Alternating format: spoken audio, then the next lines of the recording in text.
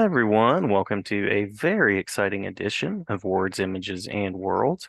I am honored on this episode to be talking with someone whose books I've been reading for quite a while, since at least The Relic. I remember The Relic, the first Pendergast book, quite some time ago, as well as I wrote this title down so that I would get it right, The Lost City of the Monkey God.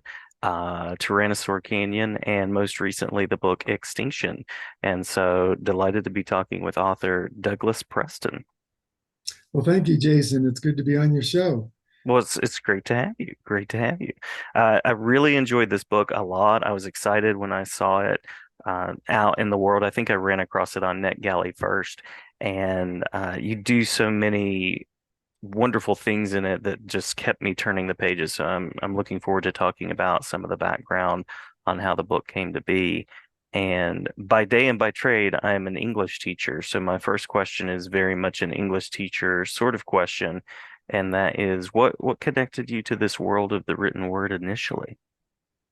Well, I was an English major in college, and it worried my parents because they said, "Well, what are you going to do with this degree? Are you going to become a professor?" And I said, "No, I have no interest in being a professor." And so my parents were very worried. They were fearful that they were going to end up supporting me because I said I wanted to be an editor or whatever. So I went to New York and I became an editor at the Museum of Natural History. And I started writing for them, writing a column for them in their magazine, Natural History Magazine. And then one day I got a call from a person who was as an editor at St. Martin's Press and wondered if I'd be willing to write a book about the Museum of Natural History, a nonfiction book. And so I did. And that became my first book, Dinosaurs in the Attic. Now, after that book was published, this editor who had called me said to me that he thought the book was wonderful, and he wanted uh, a private tour of the museum after hours at night. And I was a little bit nervous about this because I was just a low level employee, but I agreed to it. And so when all the lights were out in the halls and just the emergency lighting was on, he came into my office and we stayed till the museum was closed. And then I gave him a tour of the museum. And something like 1 o'clock in the morning in one of the dinosaur halls, this editor turned to me and said, "Doug, this is the scariest building in the world. We have got to write a thriller set in this building." And I said, "Look, I don't know how to write a thriller. I don't know how to do that. I'm a nonfiction writer." He said, "Well, I do. I've been uh, editing a very interesting novel. I've learned a lot from it. It's called The Silence of the Lambs. And I think it's going to be very popular." So, at any rate, that editor, of course, was Lincoln Child. And together we wrote Relic, and we've been writing books together ever since. Love that. Love that. And uh, it makes so much sense that you come to writing from this sort of realistic journalistic research background. When I reached the end of Extinction, which is an interesting phrase. When I reached the end of Extinction, there's this great afterword where there is this informational background, and I won't give anything away about the book or anything like that, of course, but I love it when a book has just so much truth and fact that it's very, very plausible. It makes it that much more frightening. So I'm curious about the research process that went into the book. That's a very interesting process because it didn't happen in a normal way. I write nonfiction pieces for the New Yorker magazine on the subjects of archaeology, anthropology, and paleontology. And so I came across a company called Colossal Laboratories and Biosciences, which is de extincting the woolly mammoth, the Tasmanian tiger, the dodo bird, and other extinct animals. And this is not a crazy company. It was founded by George Church, who was a brilliant and eminent geneticist from Harvard Medical School. It's financed in part by the Winklevoss twins with their Bitcoin billions and Facebook billions. And they are really doing this. This is going to succeed. I'm 100% certain that they are going to succeed at this. They are well along. They have overcome almost all the technological difficulties of this. And in our lifetime, we will see woolly mammoths. So I thought, wow, this is a great story for the New Yorker magazine, nonfiction. So I delved into it more deeply. And as part of that, I bought George Church's book called Regenesis, which is an extremely interesting book. I highly recommend it. However, it was an eye opener to me about the where we are with manipulating the human genome. I'm not talking about woolly mammoths now. I'm talking about people, and it's actually quite frightening. Uh, the power, the godlike power of our technology now, and Yeah. what we're capable of doing. And I'm a student of the history of science, and never in the history of science has something become possible that wasn't done. Once we split the atom and understood, we went right ahead and built the bomb. Mhm. So there's nothing that's going to stop us from using the science of genetic engineering on our own species. And George Church talks about this in his book, and he says, now we have the tools to take evolution to places that never would have gone naturally. Mhm. Now, think about that for a second. Mhm. And I thought about that, and the idea for extinction came to me because of that phrase. And I took that idea to its most frightening and awful conclusion in that novel. Mhm. And very surprisingly, I have to say, this is not Jurassic Park where the mammoths are killing people and so forth. No, Yes. it's a very different, very, very different story. So that was the origin of the book.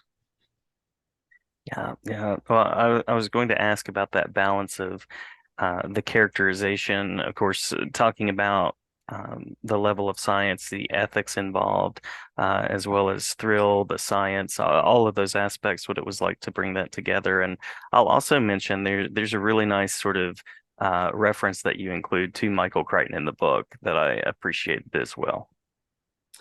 Yes, I'm a big fan of Michael Crichton's books. He really tells a great story. I mean, Jurassic Park was a tremendously good book. All of his books, from the Andromeda Strain on, most of them were really, really fine books. He may not be the most beautiful English prose stylist in the world, but he sure tells a hell of a good story. And also his science is very, very solid. And, that's the one thing about Extinction. This is not, there's no science fiction in that book. Everything in that book is real. It's actually happening right now. So, you read the book and you think, oh my God, gee, this might happen in 50 or 100 years. No. It's going to happen. And it's going to happen very soon. And if we don't do it, it's being done in North Korea, it's being done in Russia, it's being done in China. Look, it's going to happen.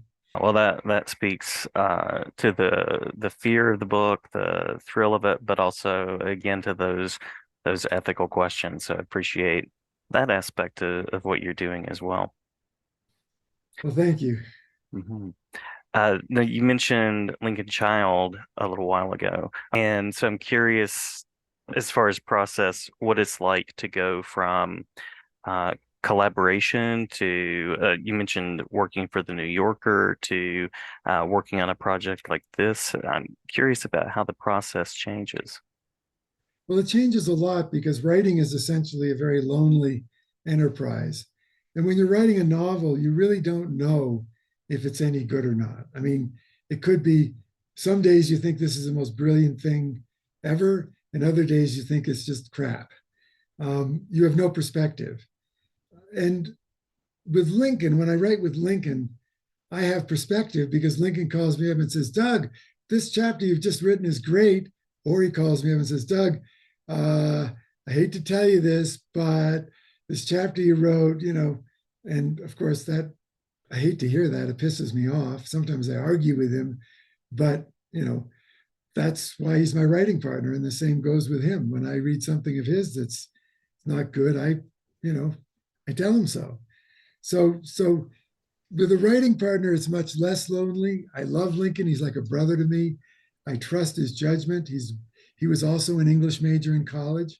Mhm. I think his parents were also worried about how he was going to make a living. But you know, we have a great partnership. We've written 30 books together and we just respect each other's judgment.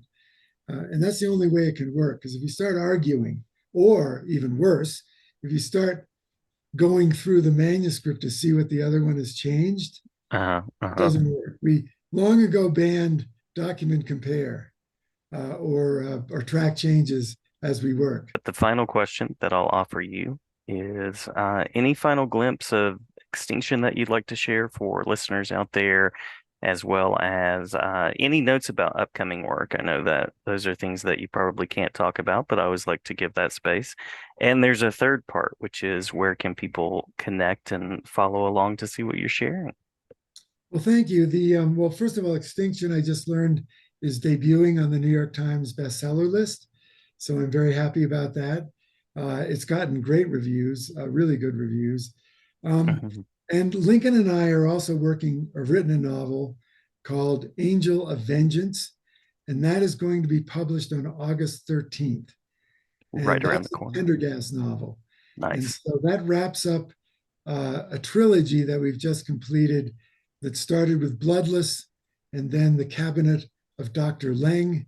And this final one is Angel of Vengeance. And I promise our readers we are wrapping up all those uh, plot threads because we left them dangling at the end of The Cabinet of Dr. Lang. We kind of ended on a dangling note. And we must have gotten 1,000 emails angry. How dare you? Oh my God, I can't wait. This is terrible. You're taking advantage of your readers. You're money grubbers. You're just trying to get us to buy another book. You know, I mean, it's a big story. That's all I can say in our defense is that it was a really big story and we had to break it up. Um, but I promise you and all our other readers that this ends it, and you will be hopefully find it a very satisfying, if albeit violent, ending. Mm-hmm, hmm. Well, I'm always interested in a new Pendergast as well, and always interested in seeing the collaborations. And Extinction kept me up more than one night, so in the best possible way. So really enjoyed it. And that last part was, I'll make sure to share the publisher information, but if there's a particular web space or social media space that you'd like to share, glad to have you do that as well.